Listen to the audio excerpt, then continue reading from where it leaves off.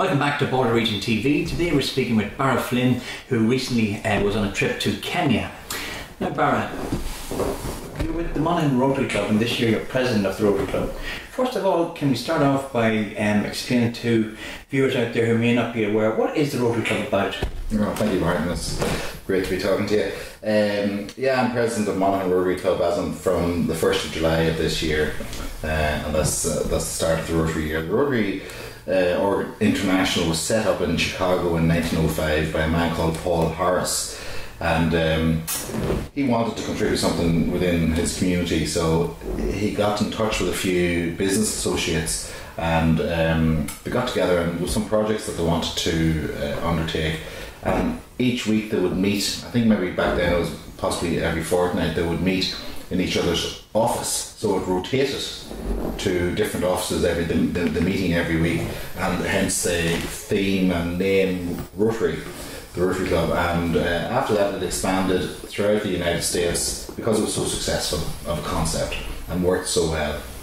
And indeed it went outside the United States in 1911, and the first club outside of either the United States or North America, the first Rotary Club was in Dublin. That's the good old American-Irish connection. That's probably it, you're right, I think you did right there, yes. In 1911 the Dublin Rotary Club was set up.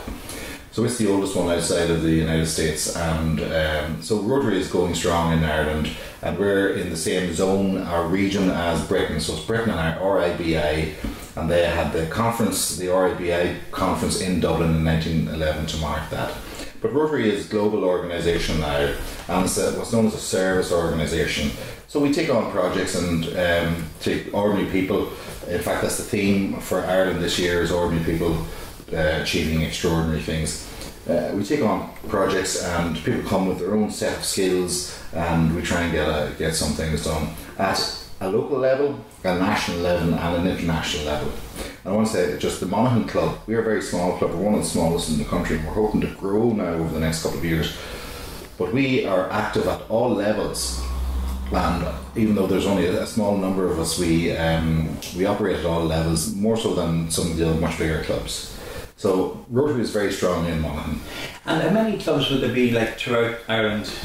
There are 43 clubs in Ireland at the moment, at present, and we'll be in, obviously, mainly centred around urban areas, so there'll be several clubs in Dublin and several clubs in Belfast, and also in Cork and Derry, and other large, any larger provincial town possibly would have a club. Not every single town, but... Yeah, people may not be aware, but your symbol is like a cogwheel. Yes. So it's like cogwheels working within wheels around the world around the world with connections. And once you're a Rotarian, you have a connection with every other Rotarian in the world, no matter where they are. So you're welcome to any Rotary meeting in the world. So, and you can draw upon those skills globally. So it's a very effective structure for projects globally. So it works very well, and that's why it's so successful. So in, was it June or July of this year, a contingent of the club went to Kenya? Well, I took over the presidency on July the 1st, and July the 2nd I was on a plane on my way to okay. Myself and Joanne, my girlfriend, who accompanied me on the trip, and 12 of us went. It was Michael Little, the former president prior to me. It was his idea and his project, really. I have to give him credit for that now. And he led the expedition, if you want to call it.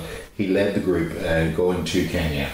So Michael Little was there with his wife Monica, and their kids Ali and Cameron, and also Diane Wright and her daughter Alexandra. That's Anne from the famous bar in Glasgow. Yes, Diane from Wright's old bar, yeah. Yes. Character, you know her. Indeed, she's a very important part of the club and a very important part of her trip to Africa. And her daughter Alexandra was with her, and Sinead Corrigan, I'm sure you know Sinead, she's a past president of Monaghan Rotary Club, and her nephew Adam Traynor, who's son of Rotarian John Traynor. So the 12 of us went to, I just want to say that Daniel O'Reilly, yes, and his wife Lisa were on. Daniel O'Reilly, son of the late Peter, who was a great Rotarian for a long number of years. So there's 12 of us there with our various skills. I went out to hopefully teach in some of the schools, management and leadership. Yes, I should point out Mainly the leadership. that Barra is a part-time lecturer in NUI in Maynooth. Is that right? That's correct, yes. I deliver courses for NUI in Maynooth in their outreach programme, but also in the university as I'm from next semester. And I also have a small training business here. So that's my skill set that I was bringing there. And I delivered leadership and project management type course work to schools out there. But there was a strike in the schools while we were there, so it was a little bit more difficult than we had anticipated, but we got some work done, and of course we laid the groundwork for future projects. Well, when you say schools, you're not necessarily talking about secondary schools. Did they finish school maybe at primary level, or? Actually, they don't. There are secondary schools there, but they're very poorly resourced. And the teachers were on strike there, not to get into a industrial relations issue with them, but the teachers hadn't been paid. I think it was an agreed pay rise in 1997. They hadn't been paid it in 2013, so they went on strike. And I was on the phone to the people there yesterday and they told me the strike was resolved, and the teachers have very kindly agreed to extend their year by 3 weeks. So it's that kind This goes back to 1997. That's the kind of structure you're dealing with in Africa generally. So unlike the bus drivers from Dublin, they were willing to wait. They were willing to wait a wee bit longer, alright, yeah. So when you got to Africa, were you shocked at the conditions, or? We most certainly were. Myself and Joanne, we couldn't believe it. Now we had steeled ourselves. I remember we had a conversation on the plane. Mm-hmm. We were going to be arriving in Nairobi at night, and myself and Joanne, I said to Joanne, we're going to have to drop our standards big time here, I think, and we would have had to, yes. It's a completely different standard of living that they have there, a completely different standard of hygiene. So you need to be aware of that going out there. The people there in general have very, very little. In the area that we were in, Rambo was one of the poorest, of course, but even in other areas of Kenya, they have very, very little. So yes, I was shocked. I was shocked by the conditions that they lived in. It was mainly in small, what we would call shacks. And that would be sort of shanty town. Shanty, yes, it would be shanty. In areas it would be shanty, but most of the homes were very, very basic. And just to get a picture of it for viewers at home, you're not talking about streets that are paved and tarmacked. Absolutely not. It's just dirt tracks. Just dirt tracks. And the roads where we were really just dirt tracks. So you wouldn't call them roads. We would have had to get out of our vehicle several times for it to get through maybe a river or maybe burst mains or that, And so the living conditions out there for these people, there's no proper sanitation, no electricity possibly in their houses? Well, there would be electricity, not in every house, no. In the main government buildings? Or yes, and schools, and the medical clinics are very basic and sparsely situated. And myself and Joanne actually went into Rambo Health Centre, and I'd have to say it was absolutely, inadequate for any person from this country wouldn't even enter it to eat a meal, never mind to receive medical treatment. And we met many women in there who were having babies, and the most senior medical person there was a lab technician. It wasn't a doctor. Okay. Or even a senior nurse. It was a lab technician was the most senior medical person there, and he was telling us that most of the babies that were there, that we were nursing at the time ourselves, were HIV positive, and the women were bereft is how I would describe them. In fact, myself and Joanne, a woman asked us if we would take her baby. 3 weeks old. Asked us, pleaded with us in fact. And it was very difficult for myself and Joanne to walk away from that, but of course we had to, and to explain that we couldn't. And had she got a family already? Or she had 6 other children. That said, this woman was maybe around about 30 years of age, just by looking at her, and that's only a guess. She was a young woman with 6 children, and she told me, I can't cope with this child.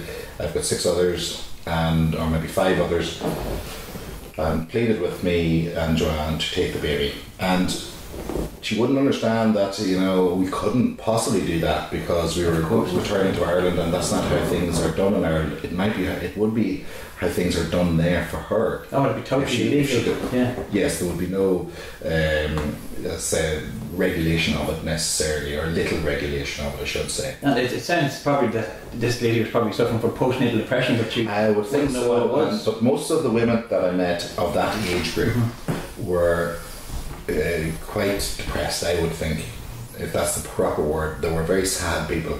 The burden of life falls on women in that society. So it's not really evenly divided between the genders. Yes. Absolutely not. No, women have a very tough life out there. They bear the burden of keeping the family together. They do most of the manual labour and work, and they look after the children, and they have to produce quite a lot of children as well. So they've a very, very tough life. And I found in my experience there that while the children were absolutely lovely and warm and happy, the men were content, but the women were seemed very sad, if that's the right So word. if you were to separate the roles, is the man the hunter, or what way do they operate? Well, the man would consider himself the provider, but he wouldn't necessarily undertake much of the work. Most of the women do that, but the man is definitely the head of the household. But most of the girls receive education, and boys don't necessarily. So that is a big problem, in my opinion. I would have to say, in that society, that the girls are educated to a certain level, but the boys don't get it. So the boys grow into men who have very poor education. Now, during your time there, you were telling me that you actually took part in the killing of a goat. How did that come on? How did that come on? I didn't kill the goat. Okay. Not guilty, Your Honour. The Maasai were very friendly people. It might sound, what I'm just after saying might sound very negative. And indeed there are definitely negative aspects of the Maasai culture, but they are an extremely warm people, and I really admire them overall.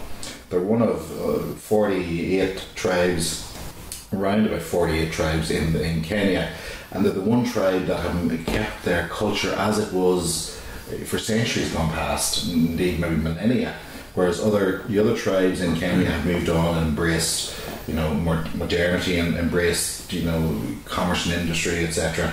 The Maasai haven't, so they're much to be admired in the Maasai tribe. Maybe they fell under a little bit too much. You were saying that they still practice some very it's illegal. I think you're referring to FGM, which is female genital mutilation. Yes, that is still practiced in the area, but there are some people connected to the Light of Maasai that are working very hard, and again some education issues, to educate the men and the women there about female genital mutilation, why it is not necessary and very, very dangerous and ethically wrong. But they're working so hard to do that. So the practice does still exist, but in fairness to the Kenyan government, it's illegal in Kenya.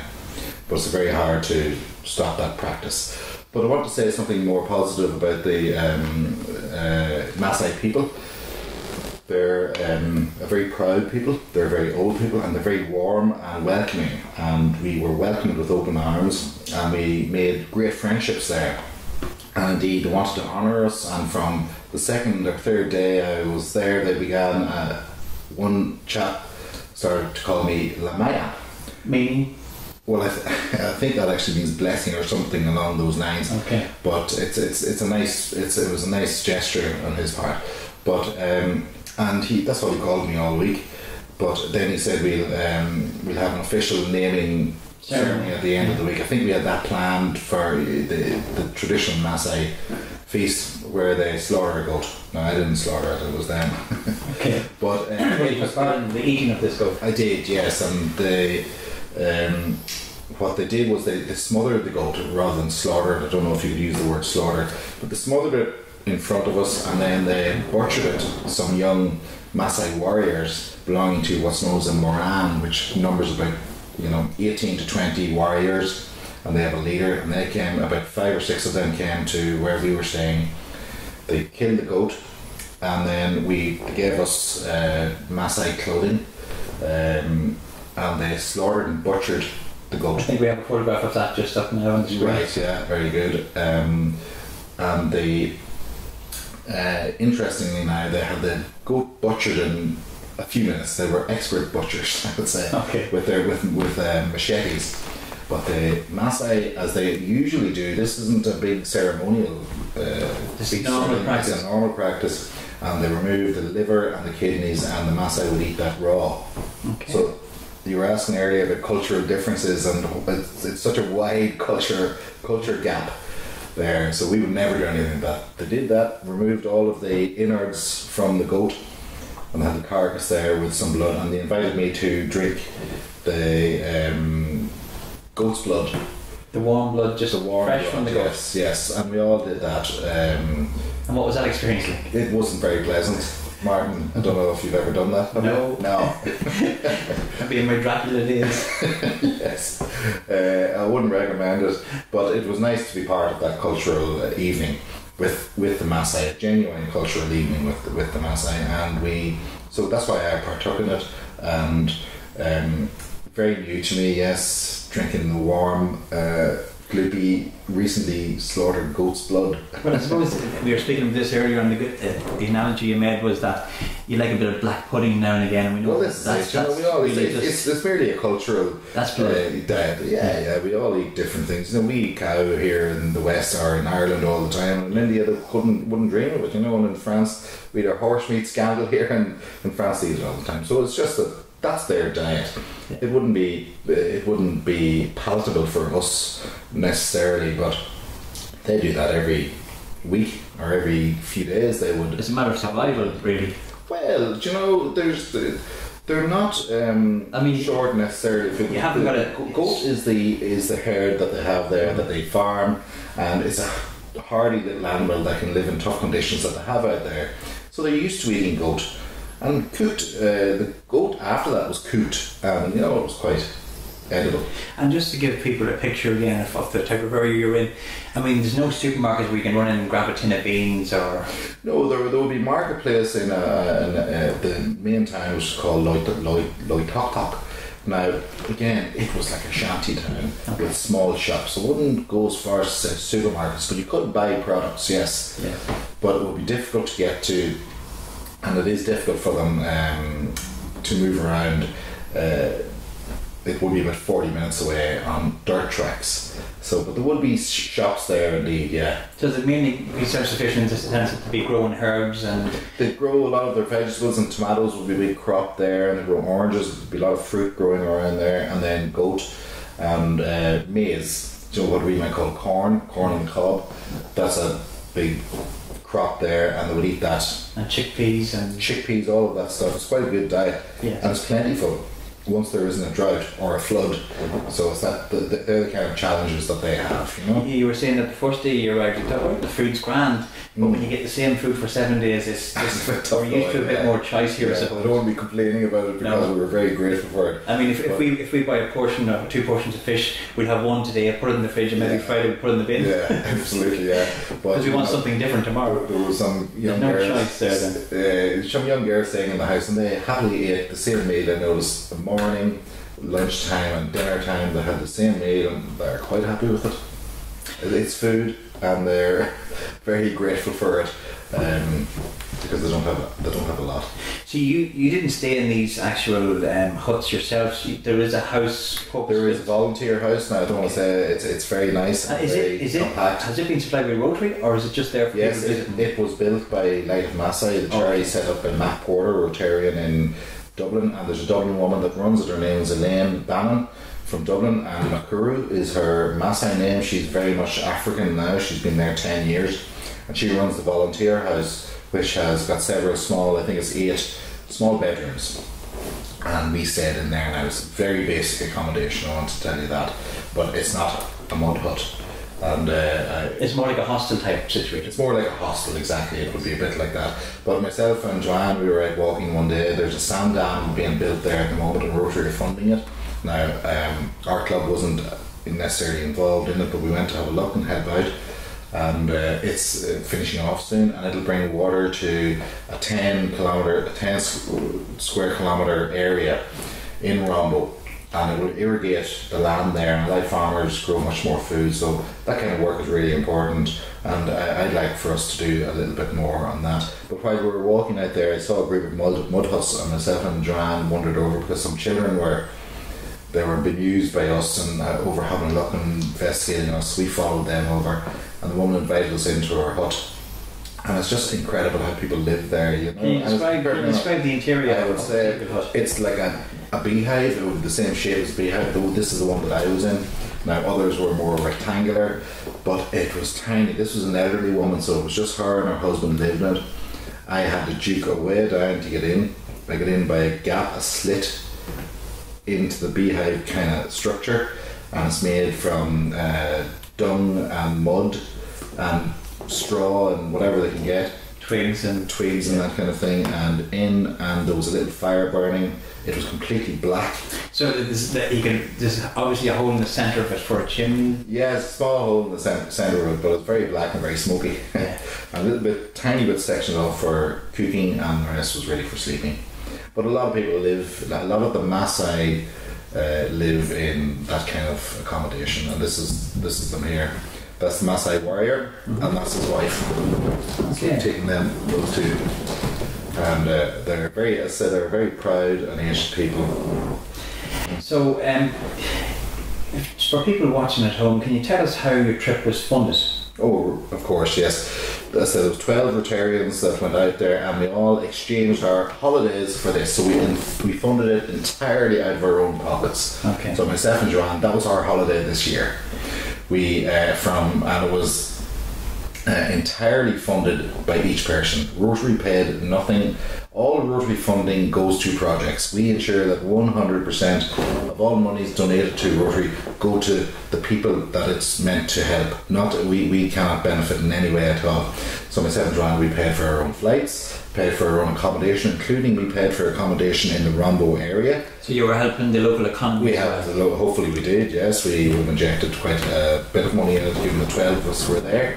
We paid for our own jabs and that prior to going. They also sent a bus to pick us up from the airport, and we paid for that. We paid for absolutely everything, and any extras that we needed on the trip, we paid for everything. So not one penny from Rotary funds went to fund our trip. That was our holiday money as such. Yeah, so you spent most of you spent a week actually helping these people, and then you had the second week to relax and unwind. Yeah, exactly. It was up to ourselves because I said it was our holiday, so we spent just over a week in the Rombo area, and then we broke up, and some people went off to Sinead, past President Sinead Corrigan, went to Climb Kilimanjaro. Myself and Joanne went back to Istanbul, and the rest of them went to the coast for a few days. Myself and Joanne had a few days on the coast as well. So that's how it worked. As I say, it was Rotarians taking their holidays in that part of the world, and bringing some skills to that part of the world to help out there.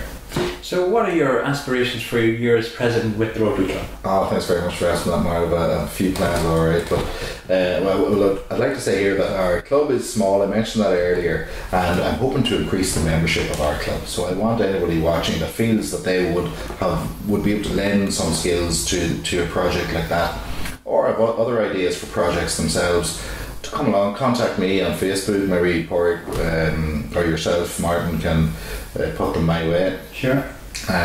So for the year ahead, membership is a key goal of mine. Now, other things that Monaghan Rotary Club do, and you may not be aware of it, in September now, we're now in August, next month now the schools start back, we organise a leadership competition for all the secondary schools in Monaghan town. So that's most of North Monaghan. 15-year-olds will have an opportunity to enter a leadership competition, and we do very well in it nationally, and the winners in the past few years have been from Monaghan, have headed off to Strasbourg, to the Dáil and to Stormont as well, and they're given a week with politicians and leaders, and it develops their leadership skills. So by entering the competition, it gets their leadership skills started, and that's worked very well for us in recent years. And what's the age group involved with the school? Well, it's transition year students. Of course, I think the age group is somewhere between 15 and 17. Okay. But generally, the schools put in the transition year students. And so the Rotary Club will fund the actual a week away for those Yes, people. that's right. That's Rotary Ireland now. That's Yes, not our local Rotary Club funding it. So do I take it that all of the local clubs would contribute to a national fund? Yes, we do. That's right. Yes, yes, it would indeed, and Rotary Ireland organises that. So that's pretty good. But the schools enjoy that and they get stuck into that. In November now, we have lots of projects on. In November, we'll be raising money for Polio Plus, and that's I'm the vice chair nationally for Polio Plus, and Rotary are, as we said, that far away from eradicating polio globally. And Bill Gates works with us in that, and that's a very important international project that Rotary is undertaking. So we'll be doing that in November.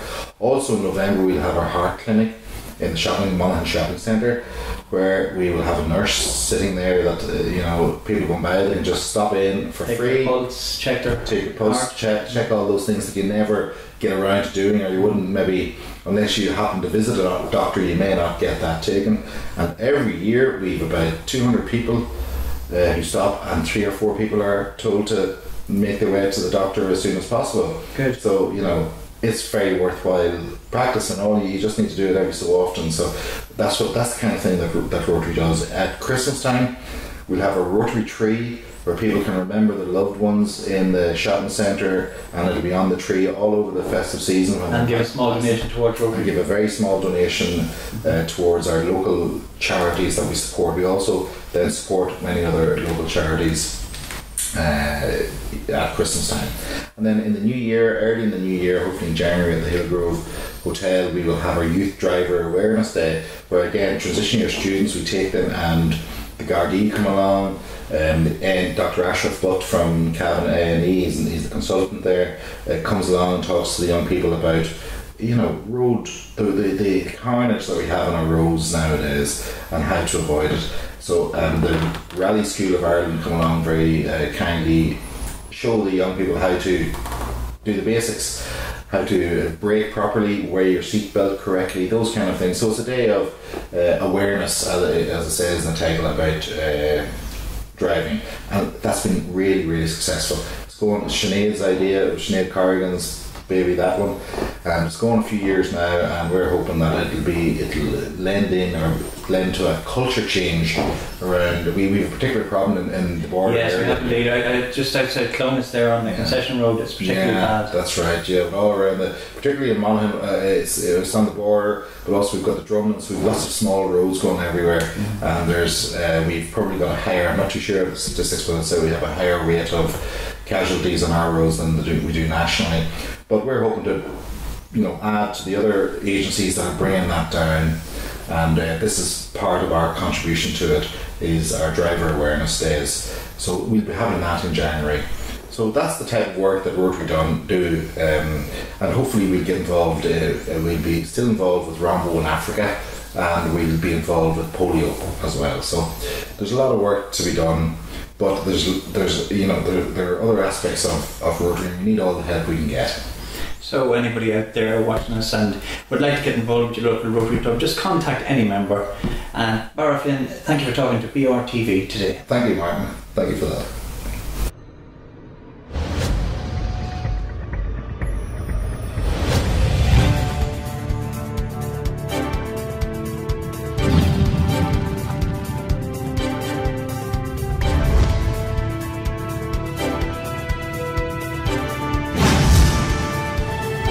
Barra Flynn, Monaghan Rotary Club, signing off on BorderRegionTV. And if you're a fool if you don't watch BorderRegionTV every week. Thank you. Okay, Joanne? Okay. Let's go eat something. Bye bye.